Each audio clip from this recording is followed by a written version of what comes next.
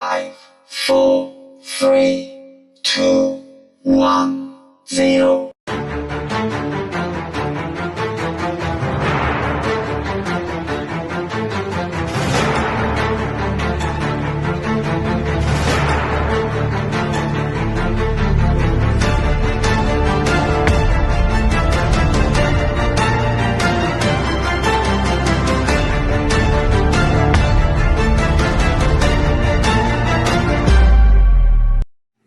Olá, amigos do canal, tudo bem com vocês? Vamos dar aquela força para o programa Aliança Galáctica? É bem fácil. Clique no like e inscreva-se no canal para receber conteúdos. Acione o sininho para receber notificações. E envie sugestões de temas para os próximos vídeos. Conto com vocês. Olá pessoal, André Costa do programa Aliança Galáctica. Esse aqui é o segundo vídeo em que eu faço um comentário em cima das questões, das perguntas enviadas pelas pessoas aqui para o canal do YouTube, né? Então, eu vou responder aqui agora a Helena, tá? Em que ela disse que estava assistindo o vídeo do Comandos Estelares e surgiu algumas dúvidas para ela aqui, né? A primeira pergunta dela: em um dos primeiros vídeos falaste que os nibiruanos melhoraram, ela colocou entre aspas, seres que já estavam aqui para trabalhar para eles. Quem seriam esses seres? Foram projetos abandonados por outros que estiveram antes? Por que foram embora? Deixaram sua criação por acaso? Bom, gente, é verdade, tá? Os nibiruanos, quando aqui chegaram, eles não partiram diretamente para o projeto Homo Sapiens, até porque eles passaram um bom período, eles mesmos, lógico, né, fazendo um reconhecimento aqui do planeta, fizeram várias tentativas de criar uma espécie que pudesse ajudar nos trabalhos que eles realizavam aqui na coleta de ouro, né, para o planeta deles. E num determinado momento, em busca de espécies novas para desenvolver essa experiência, eles se depararam com o que nós hoje denominamos como Neandertal, né? Num determinado ponto do planeta, se eu não me engano, foi na África mesmo, né? Numa das florestas de lá, que existiam na época, e eles, ao fazerem a análise do DNA dessa espécie de hominídeo, né, eles constataram que aquela espécie apresentava características avançadas e que o estado dela, naquele momento, caracterizava uma degeneração, né, daquela espécie por algum motivo.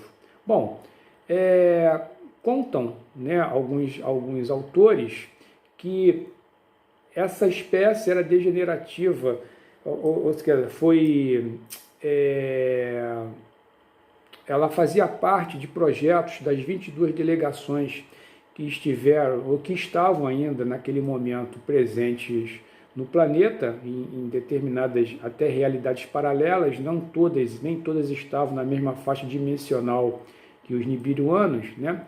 Em que, após alguns conflitos nucleares entre a Atlântida e o continente de Mu e a Lemúria, e que depois, devido a essas guerras nucleares, muitas das civilizações daquele período migraram para o interior do planeta ou pegaram suas naves e saíram daqui para outros, né? E os que ficaram na superfície, com o tempo, lógico, a sua unidade biológica, o corpo, né, de geração em geração, foram sofrendo mutações e degeneração devido à radiação presente no ambiente naqueles momentos, tá? Então, esses seres realmente foram, os neandertais, foram uma parte degenerada, né, de projetos anteriores, tá? dessas 22 delegações, e eles, digamos assim, não foram embora em toda parte, tá? Alguns sim, né, desistiram, ou pelo menos naquele período de tempo, eles deixaram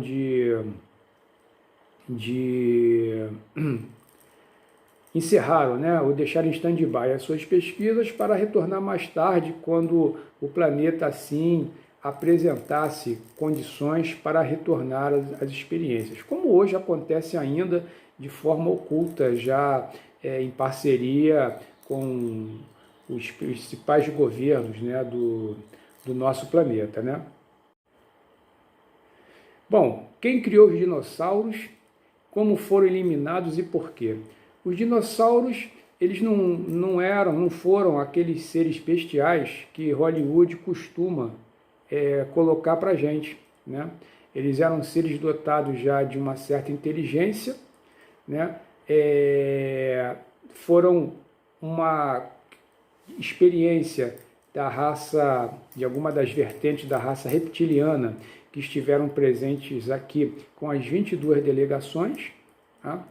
E que eles foram eliminados porque o planeta Terra, tá? Isso foi uma espécie de uma traição, digamos assim, de uma parte das 22 delegações que queriam desenvolver um projeto humanoide aqui no planeta, né? Então, antes disso, os dinossauros, eles tinham começado primeiro aqui no planeta, através dos reptilianos, e inclusive havia todo um projeto de terraformação para modificar a atmosfera do planeta, para ficar algo mais, digamos assim, que os gases carbônicos, por exemplo, seriam uma preponderância, né? E parece que quando as 22 delegações, elas, por deliberação, talvez delas mesmas ali, do grupo, né, resolveu que o projeto aqui seria algo destinado à raça humana ou humanoide, né, eles simplesmente eliminaram os dinossauros por essa questão, tá? Não é nem porque eles atacavam seres humanos ou coisa desse tipo, não. É simplesmente porque a atmosfera na época da Terra, em que os dinossauros habitavam, era uma atmosfera em que tinha a presença de outros gases devido às transformações geológicas que o planeta ainda passava, com erupções vulcânicas, né, e tudo mais, e ele precisava ser transformado para a habitação da espécie humana, né? Então, algumas espécies de dinossauros simplesmente foram retiradas, outras foram basicamente aniquiladas aqui no próprio planeta, tá? Então, o motivo foi devido a isso, tá? A questão da mudança de planos com relação ao tipo de experiência biológica que seria desenvolvida aqui no planeta, né? Ela faz aqui uma terceira pergunta que sobre a zona neutra, mas que ela ainda não entendeu bem, se eu podia falar mais um pouquinho. Bom, gente, quando a supraconfederação, tá, que é uma ordem, digamos assim, administrativa, formada por consciências não materiais, tá, em que administram um determinado contexto da criação, tá? A supraconfederação, ela interveio na Grande Guerra de Órion, aqui logicamente em nosso quadrante, num determinado momento em que tanto os humanos quanto os rebeldes se utilizavam de armamentos cada vez mais sofisticados e destruidores, ao ponto de destruírem sistemas solares inteiros através de uma tecnologia, de uma bomba chamada de bomba de quark pesado. Essa bomba, ela basicamente desintegrava uma estrela, né, criando naquele local uma singularidade, um buraco negro, e com isso engolia todos os planetas que estavam próximos, né, daquela órbita, né? E com isso também gerava torções gravitacionais, porque na parte do universo tudo está em equilíbrio, né? A questão das órbitas, né? Das trajetórias elípticas ou circulares, não só dos planetas perante a sua estrela, mas do sistema solar perante outras estrelas centrais, né? Então tudo isso causa desequilíbrio. E nós estávamos ao ponto, né, de repente destruir todo a galáxia, né? Então eles tiveram que intervir e ameaçando, né, destruir ambas as partes caso não houvesse um cessar-guerra. E assim foi feito, sendo que foi delimitado numa determinada região do espaço uma linha imaginária, divisória, né, em que um grupo não poderia invadir o espaço do outro, muito parecido com aqueles tratados de Tordesilhas, né, na época aqui das grandes navegações portuguesas e espanholas, né? Então foi algo mais ou menos nesse sentido, tá? Lógico, né? Isso aí existem particularidades, como toda a Guerra Fria, né, com relação a isso, mas a zona neutra é praticamente isso. Muitas pessoas do segmento místico esotérico, eles confundem a zona neutra com, como é que eles chamam mesmo? Cinturão de fótons, tá? Dizendo que isso vem de Alcione. Eu já expliquei isso em outros vídeos, que a coisa não é bem assim, tá? Houve aí um equívoco, e eu acho que eu tenho lá, sim, acho que fala sobre Pleiades, constelação de Alcione, cinturão de fótons. Tem um vídeo aqui no canal que faz um resumozinho com relação a esse assunto, né? Então, basicamente isso com relação às perguntas. Agora vem a pergunta aqui do meu amigo Multiverse Exopolitics 5D. Ele diz aqui: eu ainda confundo demais energia escura com matéria escura. Há diferenças entre eles. Então, ele ainda costuma fazer uma confusão, mas a confusão, ela não tem o porquê, você agora vai entender, tá? É simplesmente uma questão dimensional.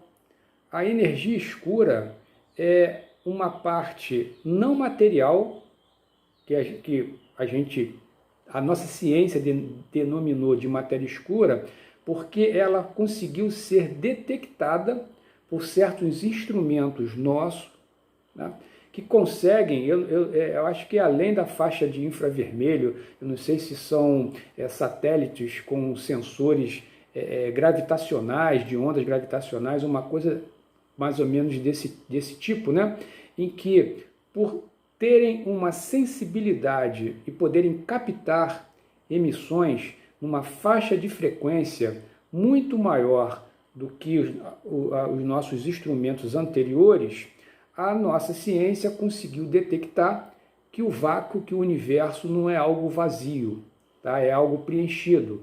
E esse preenchimento que eles conseguiram detectar foi a matéria escura. A energia escura estaria numa faixa vibracional muito superior ainda à parte da matéria escura, ok? E como nós ainda não temos instrumentos para detectar essa faixa de emissão, a energia escura ela fica ainda somente na teoria, tá? Já há indícios da presença dela, porém não há como comprovar ela de forma científica dentro de laboratórios ou através de instrumentação. A única diferença é essa. Fazendo uma correlação com a nossa questão, digamos assim, de evolução a nível de consciência, digamos que a matéria escura estaria numa faixa frequencial de um eu sou, por exemplo, né? E a energia escura estaria mais ligada a certas faixas dimensionais da mônada e da supramônada, tá? Fazendo uma comparação, ok? Espero aí ter respondido a sua pergunta. Agora vamos à pergunta da Letícia Tunala Mendonça. Ela faz uma confusão, e não é só ela, tá? O que seria plano 3D, 4D, 5D? Né? Uns chamam o nosso plano de 3D, outros de 4, e isso tem criado uma confusão na cabeça dela, né? Inclusive, gente, essas questões de nomenclatura e classificação desse tipo de assunto é o que causa a maior confusão na hora que as pessoas começam a estudar, né? Criando, às vezes, mais equívocos do que se tinha antes. Isso aqui é uma questão de colocação. É porque 3D já foi algo que nós viemos adquirindo do segmento místico, esotérico e até de certos ramos da nossa ciência, mas era uma ciência lá de trás, em que só classificava ou só tinha noção da nossa realidade como única, né? Foi antes de surgir a física quântica, os aceleradores de partículas, né? Em que não se tinha uma ideia da existência de outras realidades físicas também. Então, o que acontece, né? Por que chamavam de 3D? Por conta do que a nossa percepção do universo material era composto de altura, largura e profundidade. Aí chamaram isso de 3D. Tá? O que foi que mudou para 4? O que mudou para 4 foi quando descobriram, né, que mesmo em realidades mais sutis, existia-se também largura, altura e profundidade. Quer dizer, se você saísse no que eles consideravam 3D e fosse para 4D, você encontrava lá também matéria, mas era uma matéria relativa àquela faixa dimensional, possuindo altura, largura e profundidade. E o que distinguia uma da outra? A densidade. A densidade é o que distingue a terceira da quarta, a quarta da quinta, a quinta para a sexta, entendeu? Então, o plano, ele é 3 mais a densidade, por isso que ele é 4D, o nosso. O 5D equivale à densidade mais sutil, tá?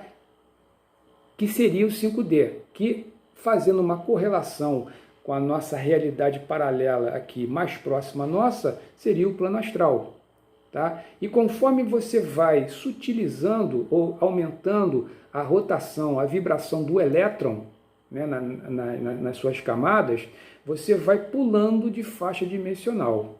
Então, até, se eu não me engano, acho que até a 8ª, ainda existe matéria, tá, com altura, largura e profundidade, diferenciando, logicamente, a densidade ali da matéria e, lógico, algumas, digamos assim, fenômenos, ou algumas características inerentes àquele plano dimensional. Tá? Então, hoje, atualmente, de forma mais moderna, a classificação ela é nesse ponto. Então, tem gente, até porque não, digamos assim, uma pessoa que vai explicar algo para um grupo em que a pessoa não tem contato com esse grupo, para ter noção em que pé de conhecimento está esse grupo, então ela, para não ter o trabalho de explicar isso que eu estou tendo aqui, ela simplesmente convenciona chamar o nosso plano de 3D, porque é algo que as pessoas, de forma leiga, geral, né, se acostumaram com isso, então é melhor não entrar muito nesse mérito da questão e deixar como 3D. Eu coloco 4D, né, porque o meu foco é outro. O meu foco é tentar dar para vocês uma visão diferenciada, uma visão menos mística, mais científica daquilo que nos cerca. Tá ok, Letícia? Espero aí ter respondido as suas perguntas. A outra pergunta é do meu amigo Milton Monteiro, né? Ele, assistindo os vídeos aqui do canal, ele foi posto numa certa situação em que ele pergunta, né, aonde fica Deus em tudo isso? Aquele Deus que nós aprendemos desde a infância como sendo o Criador de todas as coisas, onde ele fica em tudo isto? Gente, é até um assunto assim meio complicado de tentar encontrar palavras para descrever o que seria um Deus nesse contexto nosso aqui agora, né, dentro dessa vertente que a gente está começando aqui a delinear, né, porque é algo, não que Deus não exista, tá, mas é algo muito, mas muito diferente, até em termos conceitual, do que a igreja, as religiões colocaram para a gente. Primeiro, porque as religiões, dentro de mundos em quarentena, ela tem uma finalidade de controle. Então,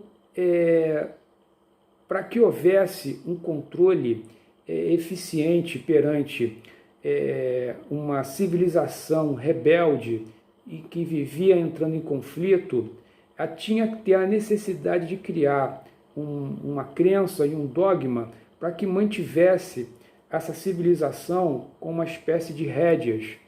E isso acabou sendo desenvolvido através das religiões, tá? Como eu já contei num vídeo, em 2 vídeos, na verdade, lá no canal, que são os exilados de Capela 1 e 2 e como se forma uma matriz de controle, ali já fica claro que, inclusive, essa forma de controle não surgiu aqui no planeta. Tá? Na verdade, praticamente quase nada surgiu aqui, a não ser a espécie Homo sapiens.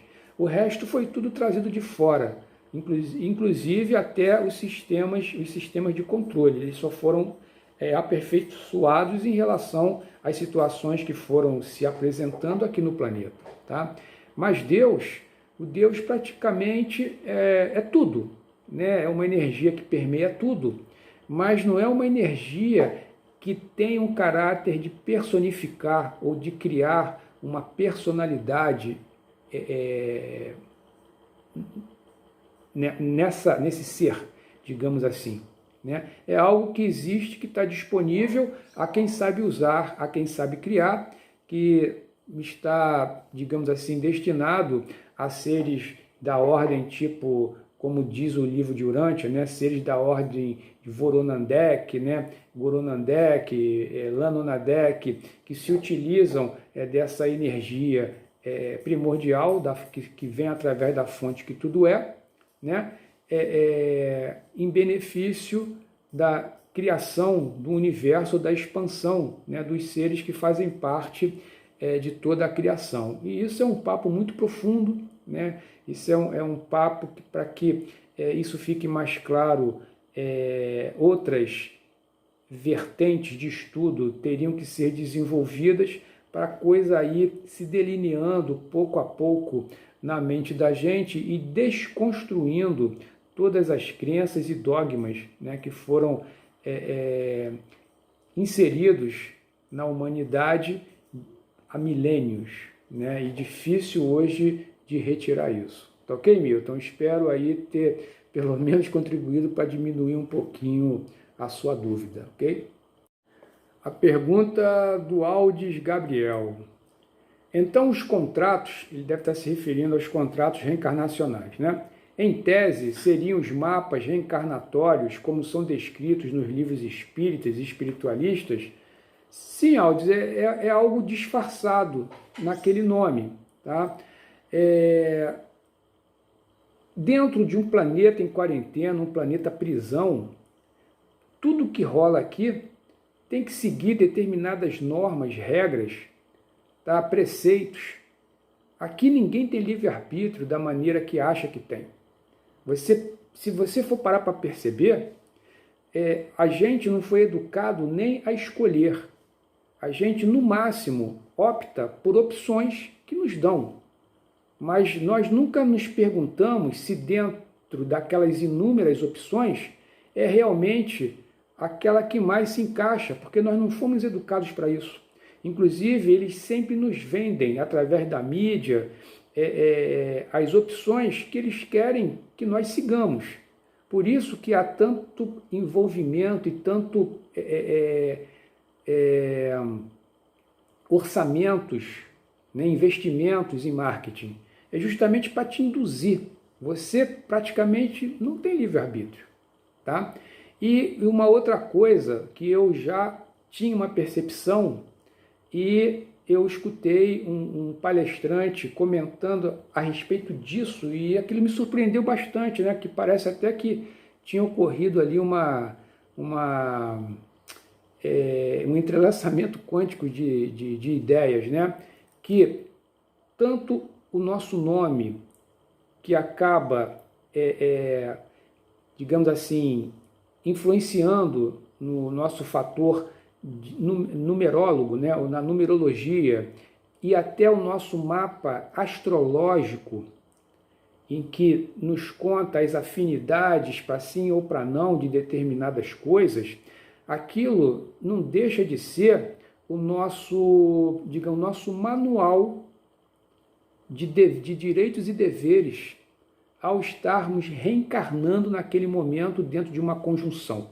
É como se cada data de nascimento, fase de lua, regência de planetas, fossem uma espécie de link para te levar a acessar o que realmente você acordou antes de voltar a reencarnar. Ali está uma boa parte, para não dizer o todo, do seu contrato reencarnacional, né? Ali você percebe que fica muito claro quando ele diz as suas afinidades, que você só vai ter sucesso se for seguir determinado tipo de caminho, se tiver determinado tipo de postura, e assim vai, né? Então, é um contrato, tá? Eu não estou aqui discutindo se esse contrato tem um viés negativo ou positivo. Aí depende. Quando você tem uma pessoa ainda que tem um comportamento muito desarmônico, muitas das vezes você impor algo é a única forma de você tentar coibir aquela pessoa de extrapolar aquele lado negativo dela para tudo que está ao redor e, ao mesmo tempo, servir como uma espécie de lapidação, né, do ser dessa pessoa. Agora, em outros contextos, esse mesmo contrato pode ser uma verdadeira algema. Aí depende, né, do momento e com quem está sendo tratado esse tipo de situação, né? Bom, Aldes, espero ter respondido aí a sua indagação. O Paulo, eu não sei como é que se pronuncia, Romonai, Paulo Romonai, acho. Paulo, você pergunta aqui, favor explicar como remover implantes físicos ou energéticos. Bom, Paulo, isso aí é algo, os físicos, né, ainda há quem consiga, de uma certa forma, retirar, isso já foi até matéria, né, até do History, né, comentando como existiam médicos que eram especializados nesses implantes. Tá? Já o energético, isso tem que ter a participação, né, dos seres que nos acompanham, tá? Que seriam os seres do plano astral, daí por diante, que teriam ou que têm a possibilidade de fazer um diagnóstico desses implantes. Tá? Na verdade, tanto físico como energético. Uma coisa que nós esquecemos é que, muitas das vezes, esses implantes, eles, digamos assim, a retirada deles pode causar mais prejuízo do que algo de bom, né? Porque existem duas situações, dependendo da alteração que esse implante tenha causado, ou do tempo em que ele já está dentro do seu campo físico ou campo energético, pode-se criar uma espécie de simbiose em que a retirada daquele implante faz com que o organismo ele se desequilibre ao ponto, às vezes, até de causar um desencarne, né? Então, existem implantes que acabam, né, induzindo a esse tipo de situação e outros que foram colocados ali justamente para fazer uma espécie de ajuste em certo local do corpo humano, seja ele físico ou energético, para estabilizar o funcionamento daquele órgão ou daquele setor específico dentro do corpo humano. Então, nem todos os implantes eles são negativos. Então, tem que se tomar muito cuidado com isso, tá? Que às vezes até uma pessoa desavisada, né, pode cometer um equívoco nesse sentido e acabar fazendo mais mal do que bem para a pessoa que está se submetendo àquela cirurgia. Tá ok, Paulo? Espero aí ter tirado um pouquinho da sua dúvida. Ivonês Martim. Para onde vão as pessoas que desaparecem no mundo? Ela diz que ficava apavorada, porque ninguém à minha volta se importava com isso. Verdade. Isso, inclusive, é um assunto, digamos, proibido de se comentar, né? Porque isso poderia, se as pessoas realmente resolvessem investigar o que acontece realmente com a quantidade de pessoas que somem, eu acho que a nossa sociedade iria mudar. Digamos que seria ali uma encruzilhada, né? A partir daquele momento, a humanidade tomaria um outro rumo. Bom, gente, é lógico que dentro, né, da quantidade dessas pessoas que somem, algumas são por aqueles métodos, né, ou por aquelas situações que a gente já sabe, né, de forma convencional, pessoas que fogem de casa, que são, né, passam por homicídio, né, ou coisas desse tipo, até porque, né, essas coisas elas têm que acontecer para que haja um pano de fundo, né, para que as pessoas possam acreditar em algo que façam sentido e não sejam tão brutal, né, em relação ao verdadeiro motivo para as pessoas que se defrontam com esse tipo de situação, tá? Agora, esse planeta aqui, além de ser um planeta prisão, ele é um laboratório e também uma fazenda, tá? Eu fiz uma live, né, com o Flávio Vale, em que a gente comenta a respeito dessa situação muito grave aqui no planeta, em que as pessoas não dão atenção. Na verdade, as pessoas vivem aqui como se fosse um parque mesmo, né? A gente comenta certos assuntos, tenta levar conhecimento, mas infelizmente para a maioria, esses vídeos, tanto meu como de tantas outras pessoas também aí fantásticas, acabam virando mero entretenimento. As pessoas não conseguem, por diversos motivos, trazer essas coisas que são conversadas para o cotidiano, para o dia a dia delas, né? Isso é muito triste, né? Então, o Ivonês, eu não vou entrar muito nesse mérito da questão, tá? Mas o fato de eu dizer que esse planeta é uma fazenda, ou vou um pouquinho mais na frente, tá? Com você, tá?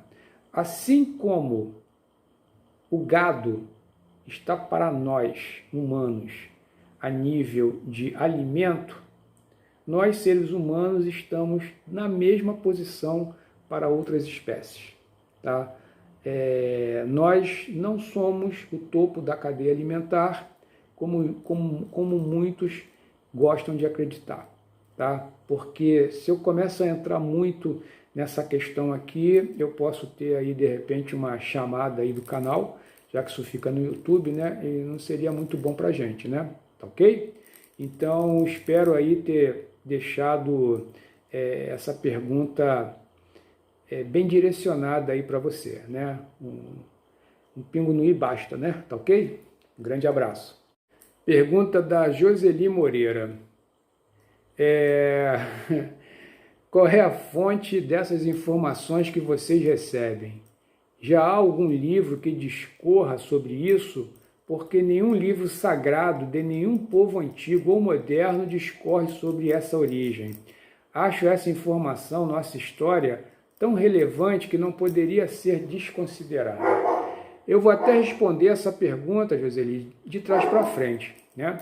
Ela simplesmente é desconsiderada porque nós estamos num planeta prisão em que a informação não é algo bem visto, né, pelos que detêm o controle sobre a humanidade aqui no planeta.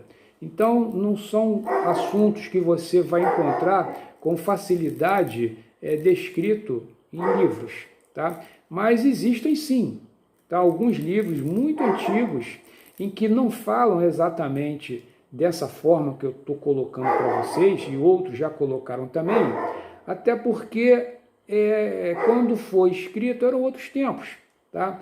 Mas o Bhagavad-gita lá do hindu, lá do derivado, se eu não me engano, Maharabhata, né? Não sei pronunciar esse nome indiano não, tá? Já comentava a respeito dos Vimanas, das guerras dos deuses, tá? Os deuses eram esses das 22 delegações. Lógico, para aqueles humanos da época, esses seres eram uma espécie de deuses, né? Então, há muitos relatos. A própria Bíblia, que é digamos assim, é uma fonte completamente manipulada, já houve, não sei, dezenas, centenas de adulterações, eles soltam algumas coisas, né? A parte apócrifa também, mas você tem que levar em consideração que na época em que esses livros, né, eles foram escritos, não se tinha o conhecimento e a tecnologia que nós temos hoje, ao ponto de poder comentar a respeito disso, tá?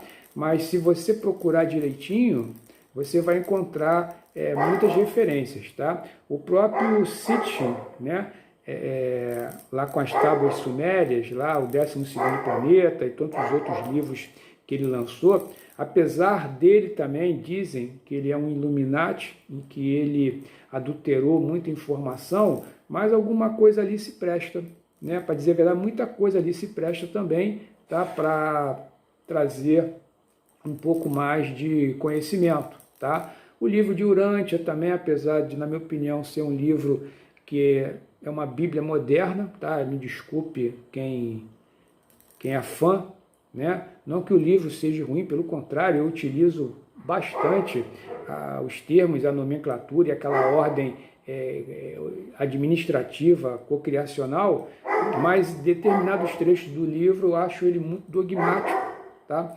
Mas é um livro para se estudar também. Muita gente tem comentado a respeito do livro do Uno, eu nunca li, mas muita gente também fala bem. Então há diversos livros aí, entendeu? É só dar uma garimpada e você vai começar a encontrar muita coisa interessante aí para poder estudar, tá ok?